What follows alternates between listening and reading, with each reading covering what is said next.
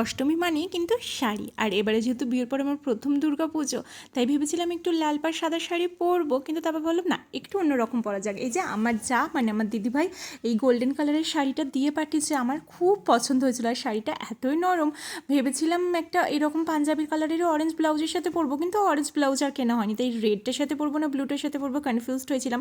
স্নান সেরে ঘরের ঠাকুরকে পুজো দিয়ে এখানে বসে পড়েছিলাম আলতা পরতে। আর মা ওদিকে রান্না করছে। মা বলছে তুই গিয়ে সেজে খুঁজে নে, তোকে আর রান্নার দিকে আসতে হবে না, আমি রান্না করছি। এরকম শাশুড়ি মা পেলে আর কি লাগে বলে তো।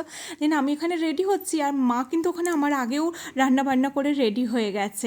এই লালটার সাথেই পরলাম, মা বললো লালটার সাথেই পর, নতুন বউ যেহেতু। আর বাপির জন্য যে পাঞ্জাবিটা কিনে এনেছিলাম না, বাপির ওটা হয়নি, তাই বাপিকে একটা অন্যরকম পাঞ্জাবি পরেছিলাম। আর মা ওই লাল পাড় সাদা শাড়িটা পরেছে। আর অষ্টমীর অঞ্জলি দিতে যাবো বলে রেডি তো হয়েছিলাম, এত বৃষ্টি পড়ছে যে আমরা আর অষ্টমীর অঞ্জলির টাইমে পৌঁছাতে পারিনি। আমরা সন্ধি পুজোর সময়তে গেলাম, তাও সমুদ্র পেরিয়ে। জানো, এত বছর অষ্টমীতে আমরা এত আনন্দ করে এসেছি, মানে এই যে সন্ধি পুজোর সময়টাতে ধনুচি নাচ থেকে শুরু করে খুব মিস করছিলাম আমি সেই টাইমটাকে।